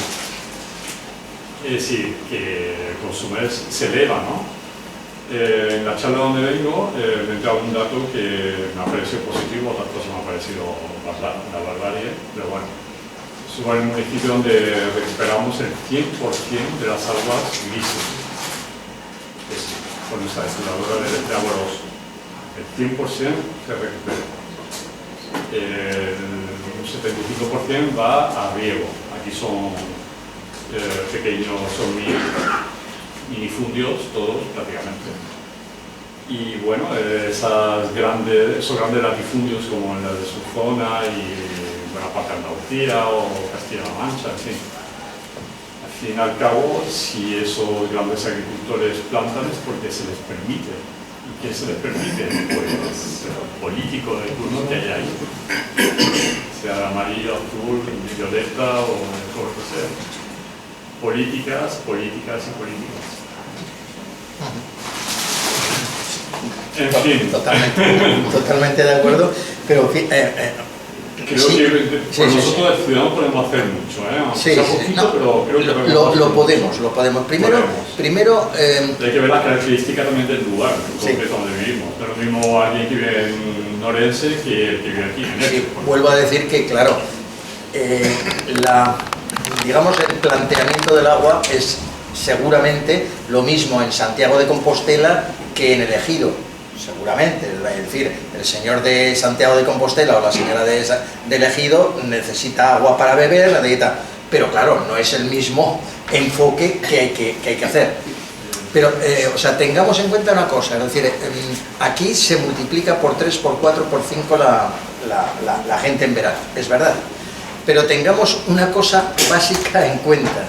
El agua que necesitamos para beber, que bebemos, la media está en 130 litros por habitante y día, es decir, esa es actualmente la media en España. Eso no quiere decir que todo el mundo consumamos 130 litros de agua al día. Habrá gente que consuma 200 porque tiene una piscina y habrá gente que consuma 35 porque tiene un chinguito muy pequeñito. Pues la media de esos 130 litros por persona y día, podéis hacer la multiplicación y veréis con que es una cantidad relativamente pequeña sobre el consumo total del agua. Para que no hagáis la multiplicación, el agua total que consumimos de boca, todo el país, incluyendo la de riego, que no se recicla en muchos casos y hay que resolver. Los conceptos son los que hay que tratar globalmente de desterrar. Eso no quiere decir que mandemos a hacer puñetas todos, ¿no? Habrá que, pero en general habrá que desterrar, porque el agua de boca es esa, como mucho 2000, y además está bajando, afortunadamente para el país, desde que hace 30 años determinadas organizaciones medioambientales plantearon que, en fin, el derroche del agua, el enjabonarse el cepillo de dientes y cerrar, en fin, todas estas cositas, pues los ciudadanos ya lo hemos aprendido, cerramos el grifo, tal, y bajamos el consumo del agua, que hace unos cuantos años, no me acuerdo cuántos, pero 5 o 6, estaba sobre 180 litros por habitante y día, y ahora está en 130, y bajando. Es decir, el objetivo es bajar a 100 litros. Pero aunque bajemos a 100 litros, ese porcentaje de agua que nos chupamos de menos es muy pequeño. Es decir, no quiero decir que no se haga, hay que hacerlo, pero es pequeño. Si tenemos en cuenta que los campos de golf, en sitios donde no se deben hacer campos de golf, porque no llueve, porque no somos el Reino Unido, consumen un mínimo de entre 300 y 400 hectómetros cúbicos en este país, es decir, solo los campos de golf consumen el 20% del agua de boca y de riego que consumimos en todo el país. Solo los campos de golf. Entonces, es decir, que hay que poner todo en su justa medida. Bueno, yo voy a hacer una pregunta que tiene más que ver con el fondo de la cuestión y de todas las cuestiones de todas las contradicciones que existen, y es el sistema. El sistema hegemónico que tenemos, el sistema capitalista, que además hace poco tuvimos una formación aquí en que se estudiaba la diferencia entre el socialismo utópico y el socialismo científico. Bueno, el socialismo científico, pues hay un planteamiento, y es que Engels dice existe una anarquía en las empresas, en la colusión de las empresas, pero luego una hiperorganización, esa es una contradicción del sistema, hiperorganización dentro de la propia empresa. O sea, el ejemplo que tú ponías, la empresa decide eliminar producto que llama el subproducto porque no está bonito, para subir el precio, para que el producto A es más caro, sea más caro, con lo cual eso es una ineficiencia del propio sistema. Y al mismo tiempo al consumidor lo alinea para que lo haga. Sí, entonces por eso digo que el cambio, ahora mismo, lo que habéis planteado casi todas las intervenciones, es un cambio de modos, de reformas, digamos, ¿no? Y técnicas, para que hay que implementar, como la técnica del reciclado, el cambiar los sistemas de riego, la mesa del agua, que es un tema técnico-político. Pero yo voy a hacer este papel porque también alguien lo tiene que hacer. Estamos en la sede del Partido Comunista, yo soy comunista y yo quiero exponer mi idea, ¿no? El cambio es un cambio mucho más profundo, porque no es posible que las empresas distribuidoras sean las que tengan la sartén por el mango. Las empresas agropecuarias, las grandes empresas agropecuarias, las empresas de pesticidas, la Monsanto, la Bayer, todas esas empresas nos tengan cogidos por ahí a todos y a todas, y sobre todo a los gobiernos. Estamos hartos de ver y de oír que los lobbies de las agroquímicas, del agua, la gente del agua, todo esto se pasean por Bruselas, por los despachos, impulsando políticas concretas, impulsando directivas concretas tan absurdas como esta que ha planteado Carlos, de que en este país se plante maíz. Pero vamos a ver, eso va en contra de la ecología, porque los monocultivos son antiecológicos, la diversidad de cultivo y tener el campo con mucha variedad, aparte de que tienes que emplear mucho menos pesticidas, es mucho más eficiente las cosechas, necesitan menos agua, porque hay técnicas para mantener la cosecha sin necesidad de tanta agua. Y lo otro es o sea, estamos en la Europa de los mercaderes, es un puro negocio que al final nos tiene a los ciudadanos como rehenes. Entonces, bajo mi punto de vista, lo que hay es que, lo que ha dicho Carlos, protestar, pero protestar colectivamente, organizadamente, en partidos que defiendan realmente la vida, como es el Partido Comunista, no en partidos que defiendan a los mercaderes. Entonces, si hay que hacer algo, es organizadamente, porque si no, un ciudadano que protesta individualmente o 10 o 1000 no sirve para nada. Entonces, bueno, Mercadona, yo he estado viendo las cifras para que tengáis, quería decirlas para que algunos que no vayáis a comprar el libro tengáis esas cifras. No, es que es muy elocuente, ¿no? Las cifras de las grandes superficies. A ver, los tenéis aquí. Y además es que se dispara por encima del resto, o sea que Mercadona es el máximo exponente de la depravación comercial, ¿no? Mercadona 25.154 millones de euros es lo que factura. Alcampo, la segunda, estaría aquí también Carrefour, ¿no? Imagino, Sí, pero no está. Carrefour está pero similar, ¿no? Alcampo un poquito entre Mercadona y Alcampo, ¿no? 4.123. Fijaos la diferencia entre Mercadona y Alcampo. O sea que el que compra en Mercadona ya sabe que está propiciando la explotación. La explotación de los campos, la explotación de los seres humanos, la explotación del agua y la explotación de nuestro futuro. Agropecuaria Guisona, 323,5 millones de euros. Y la segunda es Ganados Ferro, 25,1 millones. O sea, la diferencia es bestial. O sea, que hay unos líderes del oligopolio, unos líderes que tienen una diferencia bestial. Y luego los cárnicos, ya no os cuento. O sea, ahí hay también un negociazo con las macrogranjas y todo esto, que ayer nos ilustró Carlos también con un ejemplo de una gran macrogranja en su tierra, de 4.000 explotan 4.000 seres, ¿no? Bueno, el planteamiento es de Bonaria, todos supongo que por aquí también habrá tiendas de Bonaria, ¿no suena? Bueno, Bonaria es un conjunto de tiendas que responden a Agropecuaria Guisona. ¿Os suena mejor Guisona? ¿No? Guisona es la mayor cooperativa agrícola ganadera del país, frutal, producto agrícola, producto semi-elaborado y directamente, eso dicen, directamente de sus granjas. Es la mayor agropecuaria española. La central está en Lérida, en Guisona. Guisona es un pueblo, es decir, de ahí viene el nombre. Guisona es un pueblo pequeñito que cuando empezó esto, Guisona tenía muy pocos habitantes, no recuerdo, pero ahora Guisona, bueno, no sé cuánto puede tener, pero ha debido pasar de cientos de habitantes, no sé cuántos cientos, pero desde luego ahora tiene 8, 9, 10.000 habitantes. Evidentemente la mayor parte por la cooperativa Guisona.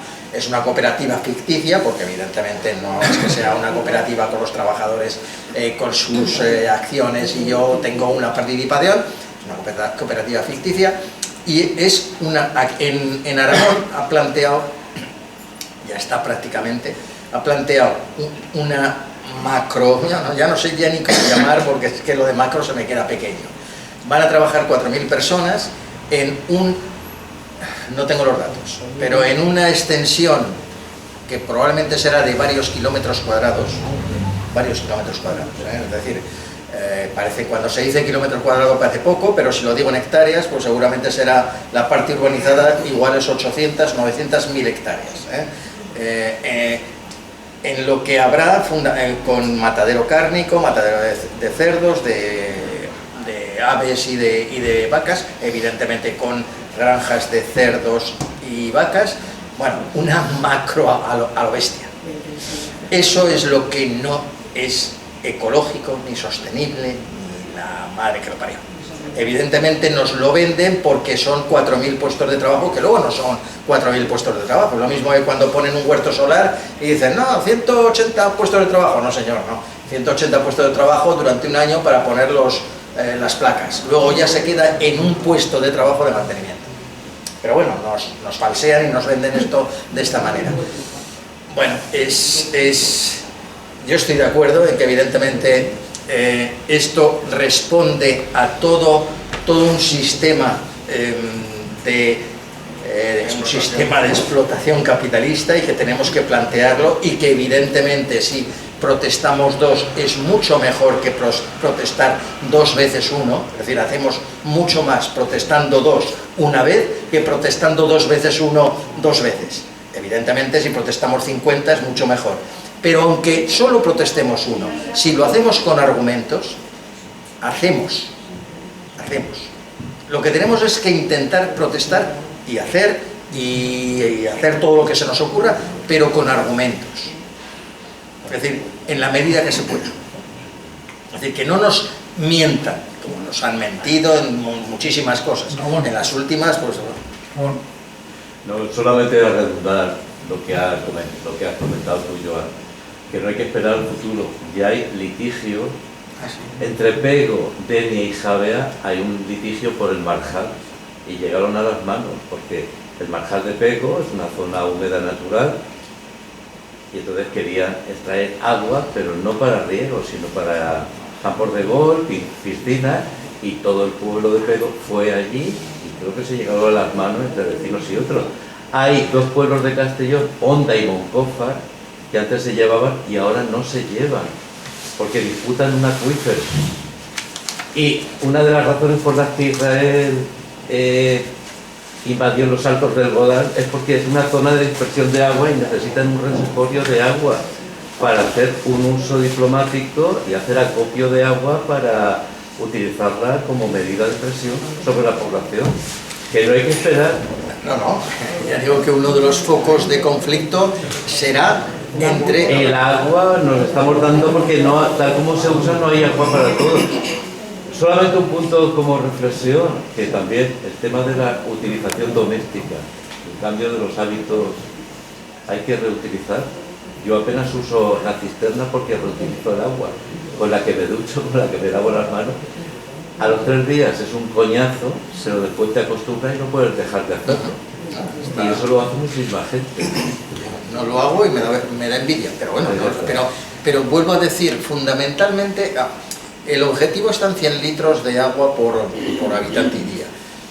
Pero, insisto, que nadie me tome la palabra por el hecho de decir, mira, ese es el chocolate del loro y por lo tanto no hay que hacerlo. No, es importante, muy importante, como método y como incluso hasta como práctica interna de cada uno para estar conforme con uno mismo. Es decir, es importantísimo. Pero, vuelvo a decir, solamente el llenado de las piscinas, en fin, a ver si mientras hablo encuentro... Vamos a Comunidad Valenciana. Tiene una piscina cada 21 habitantes. Total piscinas 245.000. Es decir, en la Comunidad Valenciana, porque estamos en la Comunidad Valenciana, pero no es la primera, La primera es Baleares, que es una piscina cada 17 habitantes. Pero curiosamente, todo el mundo puede decir, hombre, es que Baleares pues es que hace calor y turismo y demás. Castilla y León, que nadie puede decir que hace mucho calor, Castilla y León tiene una piscina cada 25 habitantes. Solamente el vaciado y llenado de piscinas, aunque este año ya se planteó, y se ha planteado en la prensa, y se ha planteado como denuncia, y se están haciendo cosas, porque evidentemente este año ha sido de sequía muy alta, pues solamente hasta ahora en el vaciado y llenado de piscinas se consumían 300 hectómetros cúbicos al año. 300, que significa el 15% del agua de boca y de riego que se consume en todo el país.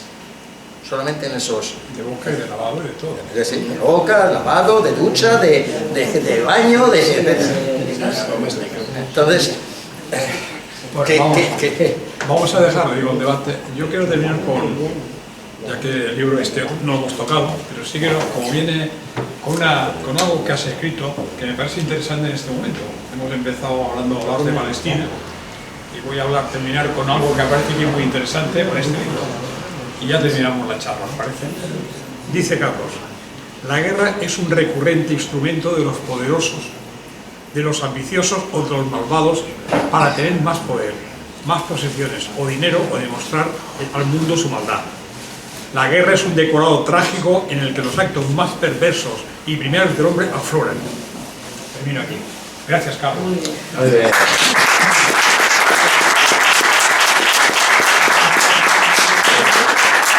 Lo único que me queda ahora por decir es que si alguien quiere tanto... Sé que este libro es un librote, evidentemente más caro, ojalá pudiera ser muchísimo más barato, pero se lo va a pasar bien el que lo lea. Estoy absolutamente convencido. Si alguien quiere el del agua, bueno, pues que para eso estamos, que el que escribe luego quiere difundir. Pero bueno, que su mensaje llegue. Bueno, Muchas gracias. Muchas gracias.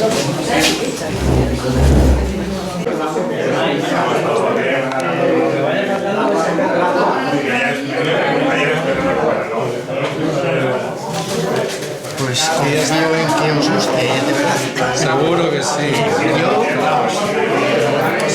evidentemente pasa como todo, de los 59 habrá algunos que os gusten mucho, algunos que os gusten menos,